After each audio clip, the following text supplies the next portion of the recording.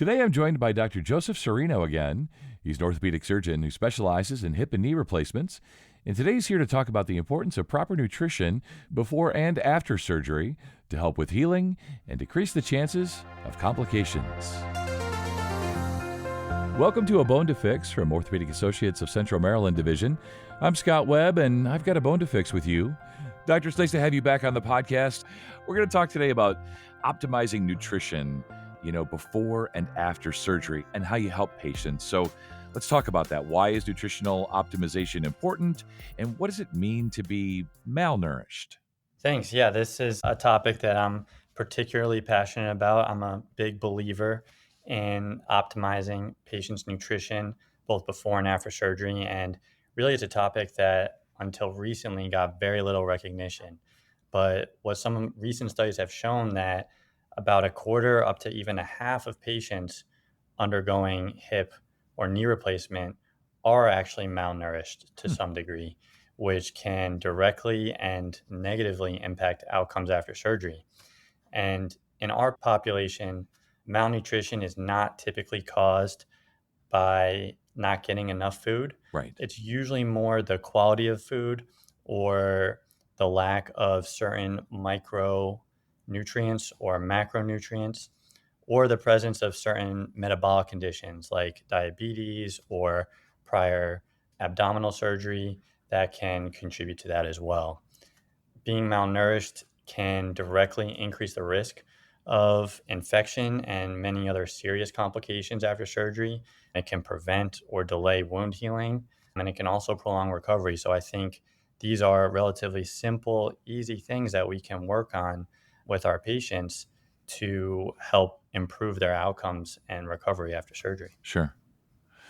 Yeah, this is anecdotal at best, but just sort of looking around, as you say, like it's not that we're not eating enough food in America.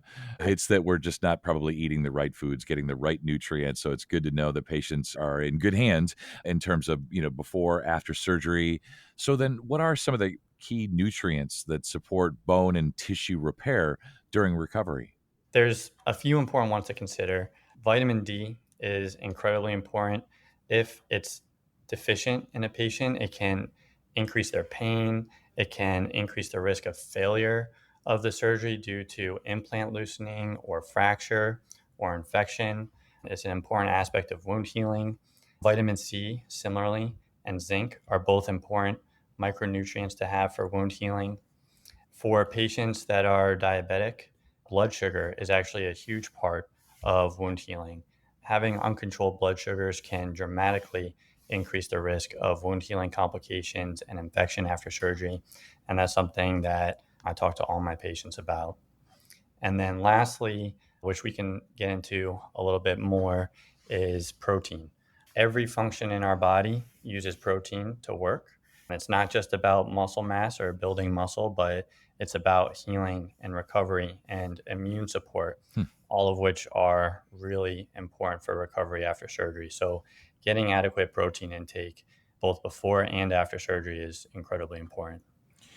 And I must confess, doctor, that it never occurred to me that there really was a link between nutrition and recovery. I mean, it makes so much sense when I hear an expert say it, but I go, why didn't I ever think of this before? But I guess it's why we have the experts, why we have these podcasts. So I want to have you talk about, like, let's say, how poor nutrition might delay recovery or increase the risk of complications.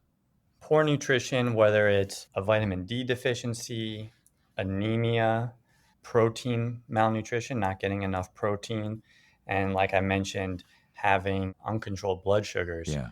all play a multifactorial role in recovery.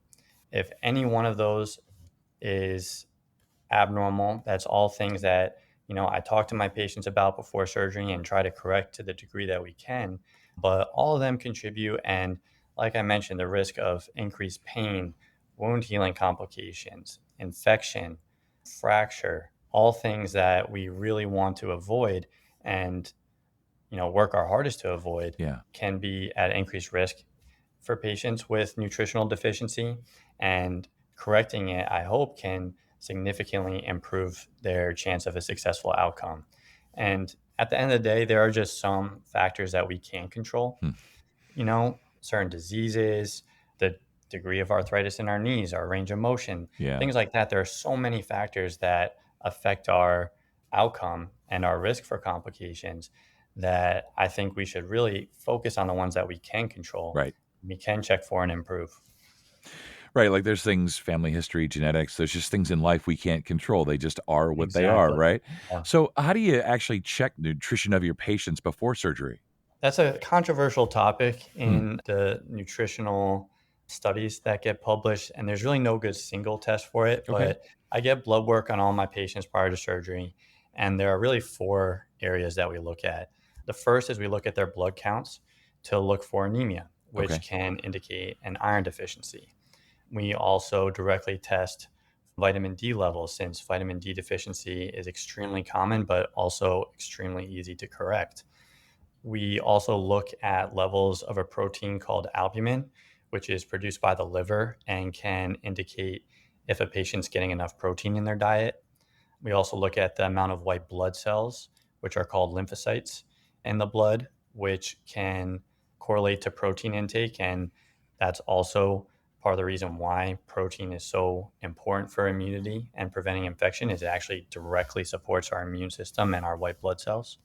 And the last thing I check on my patients before surgery is their blood sugar level, specifically a test called hemoglobin A1C, yeah. which looks at their blood sugar levels over the last 3 months. Yeah, now, barring you coming over to people's houses and helping them prepare meals, I wanna get a sense from you, like, how do you help patients optimize their nutrition before surgery? For every patient, we'll sit down before surgery, not the day of surgery, a visit, a Yeah, couple yeah, weeks before, and we'll go through their lab work. We'll talk about any abnormalities that are there and how we can work to correct them. But just kind of some blanket advice that I think is helpful for every patient is first just taking a daily multivitamin to get key nutrients like zinc and vitamin C that are important for healing, taking at least 1,000 international units of vitamin D every day, which is often included in multivitamins, but can be taken as a separate supplement if needed. Exercise is, like we talked about in one of our prior podcasts, is really important to maintain healthy muscle. And having healthy amounts of muscle actually keeps your metabolism high. It improves your blood sugars for both diabetic and non diabetic patients. And lastly, I really stress the importance of protein intake for my patients. I think is really one of the most important factors for recovery after surgery. The recommendation is actually a half a gram of protein for every pound of body weight. hmm, So if you weigh 180 pounds, the goal should be to get at least 90 grams of protein a day. I think most patients are falling way below that goal. yeah, Trying to reach that goal just using diet alone can be very challenging. And of course, we should all try to eat balanced, healthy meals as much as we can, but sometimes having protein supplementation is really helpful to reach our protein goal. There's lots of options available at grocery stores, Costco, online, pharmacies. I recommend looking for either protein powders or shakes that have at least 20 to 30 grams of protein, minimal sugars added, and ideally some enrichment with either vitamins, arginine, creatine, other helpful micronutrients. And one option that I offer to all my patients before surgery is hmm, through an online company called Enroute. They make protein supplements specifically for surgical patients. They have both plant and dairy based options.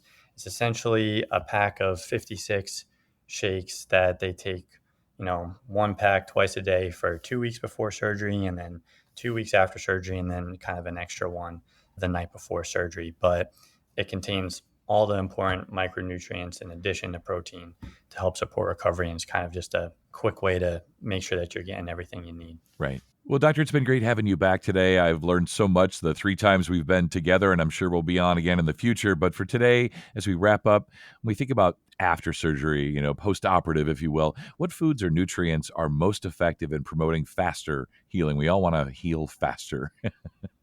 Yeah, great question. And thanks for having me again. Yeah, Really, it's the same type of nutrition that we should all be trying to get before surgery because we don't quite know exactly what the time point is, when we start intaking these nutrients, when do they really down the line start improving our ability to heal and recover.